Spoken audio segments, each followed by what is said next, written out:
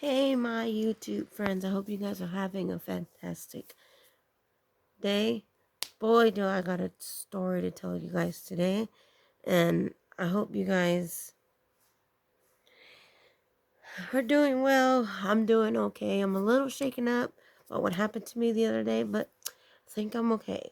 But welcome to my YouTube channel. If you're new, thank you. Don't forget to subscribe. Would really love to have you to subscribe to my channel. Because now I need to buy my dad a new cell phone since I stole his cell phone. And this is how the story is going to be about thief or theft or whatever you want to call it. And um, so with that said, don't forget to subscribe to my channel and give me a thumbs up. It really helps on my channel. And I hope you guys have a great, fantastic night. And so with that said, let's get to it. I was walking in the morning because I always usually go to work around 7. And I always wake up around 5 because I like to start my day with my meditations. I pray. Like I get out of bed and I say thank you, thank you, thank you. And I do my praying and I thank God for a lot of things. And then I just literally go about my day. You know, if I have to take a shower early, I'll take a shower early. If I don't, I'll just get my clothes ready. I'll leave my son's stuff ready for him to go to school if it's school and stuff. And then I'll leave like around 6:20 because I like to go to my car early so that I can let it warm up because it takes forever to warm up, literally. Kind of sometimes. And it's been kind of chilly and kind of cold. So, and my parents had gone out of town that previous day. On Veterans Day, they had gone out of town because they had to go take care of some business down in TJ. And my dad's car doesn't lock manually, like automatically, like with the thing. You have to actually manually lock it. They were both so tired, and my mom forgot to lock the side of her door. And they're building a freeway right across the street from us, so we were like barely the cutoff line of the houses that they were gonna destroy because a lot of people got sold out by the city and all their houses got sold out, whatever. So they're building this stupid freeway, and I talked about it in my some of my videos before if you want to check it out. And as I was walking to go to my car, I had my cup of coffee in my hand.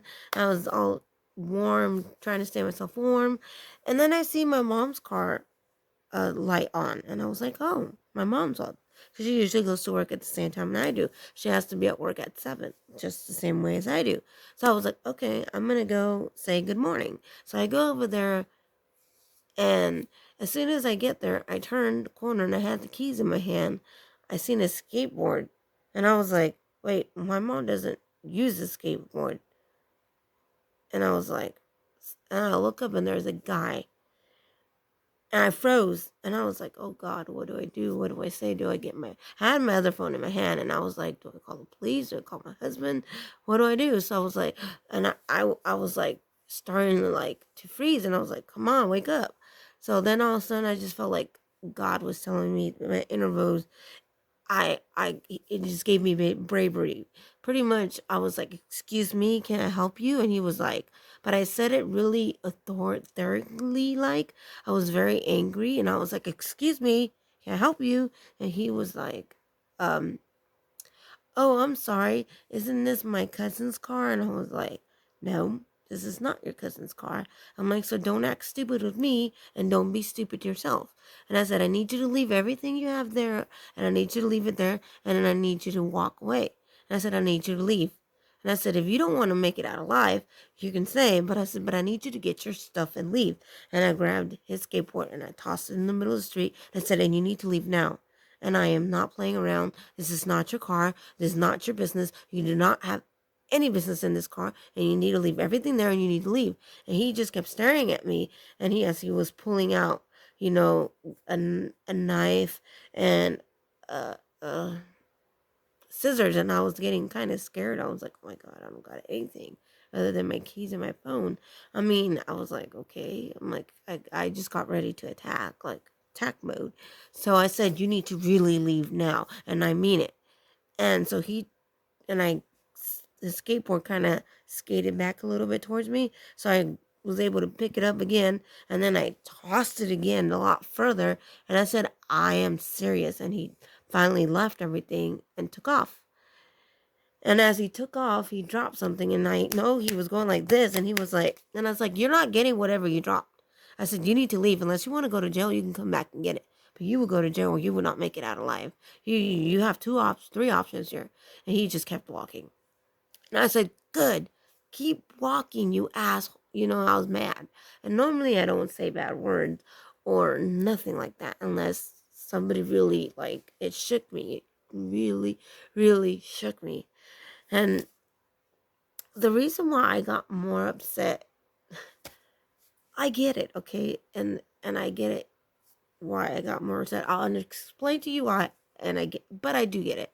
So I run back inside. I close the door to the car. I run back inside. I tell my dad, you need to come move your car.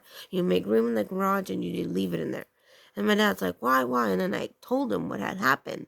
And my mom and dad were like, oh my God, you should have came and grabbed your dad or your son's dad. And I'm like, and they're like, something could have happened to you. And I was like, oh my God. So I went ahead. I was still kind of shooken up. I went ahead and went to work. I was kind of shaken, thinking my dad's going to call the police, right? No, my dad went into his car, made sure nothing was stolen, and I went with him, and then I went to work. And then out of nowhere, my dad calls me like in the afternoon when I got home, and he was like, "Hey, I got something to tell you." He's all, "Thanks for helping me save my stuff, but unfortunately, he was able to get my phones. I had left my phones in the car, and they fell out of my pocket without me knowing, and I was too tired, and I didn't realize it, and I left them in the car, and he took them, and I was like, Urgh. What made me more angry is, hear me out. I'm 37 years old. I don't really I'm not a confrontational person, but if it has to come down to it, I will fight. It doesn't matter life or death, of course, because I've done it before. Problem is, I'm a girl or a woman, whatever you want to call it, and he was a male. And my brother-in-law was like, "Oh my God, you're so lucky to be alive. You shouldn't have done that." And blah blah blah. Next time, everybody's like, "Carry mace, carry this, carry that," and I'm like, I know. And that's where I got kind of like double standard, because I was like, so if I was a guy, you would have been like, did you kick his ass? It was like, that's what kind of irked me. But then I started to like realize, okay, God, help me. You're in control. I shouldn't get mad. They're right. Something could have gone wrong, but you didn't let anything go wrong. This is how I keep telling people, trust in the process. That's how I know that I trusted in the process, and he protected me, and he's the one that told me what to say, what to do, and my quick thinking helped saved my dad's stuff. It helped save a lot of things that he still had. He was having to take his blankets, he was taking his scissors, he was taking his Bluetooth device that he hooks up to his phone so that he can listen to the music and use his hands-free cell phone device. But now he doesn't have a cell phone, so now I'm trying to figure out how for Christmas or before Christmas how to help him get a cell phone. And it was just a cheap Obama phone that he lost, but he also had a cell phone that he used. That was like, it was a Motorola phone. It was really nice, and he used that phone just to talk to his family in Mexico. It had internet service. It's a Mexican phone, was what we call it, because it had a Mexican service line.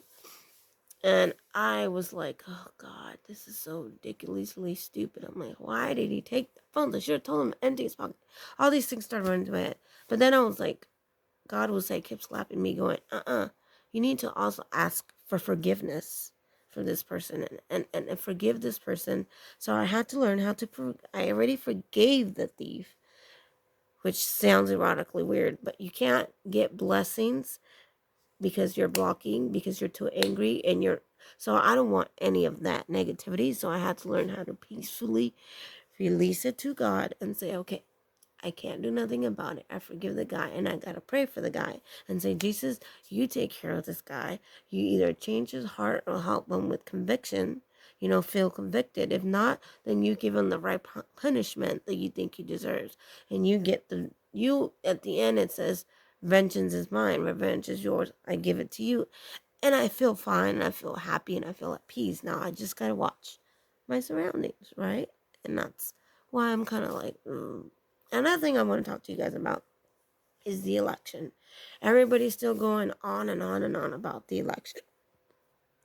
So did you guys hear about this video right here? This picture right here that I'm showing you, this it's about a video. Did you guys hear about this video that's gone viral?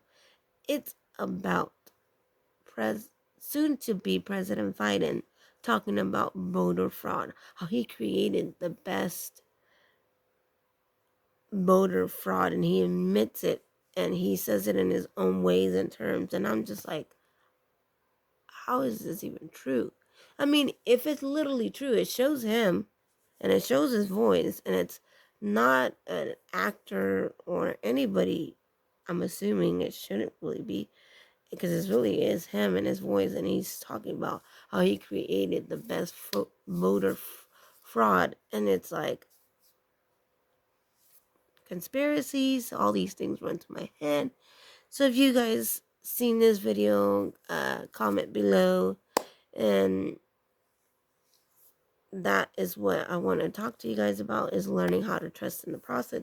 Learn that it's true, that you do believe the law of attraction. It works. It worked for me. I was able to stay safe. I was able to do what I needed to do to help, thank God, stop the perpetrator from doing it. Now I just need to learn how to have, which is weird because you can't get blessings if you can't forgive in your own heart. Not saying to forget what he did, it's saying to forgive. It's two different. You can forgive somebody, and that's how I've grown a lot and have been blessed much more, because I'm more happier. I love how God has taught me this, and it has taught me this tremendously, and I know this firsthand from being married to somebody who was on drugs, who was verbally and physically abusive, and I had to learn how to forgive and how to learn to heal from that, and let him know that I forgave him for his actions, but really forgave him for those actions, and prayed for him every day, and seeing that transformation in him, knowing that I have forgiven him. You should have seen it. It was just beautiful the way it worked. It was just beautiful. Now there's a difference, and that's what I said. I told that person, I forgive you for what you have done. That doesn't mean they'll ever forget what you did, and I will continue to allow you to do that.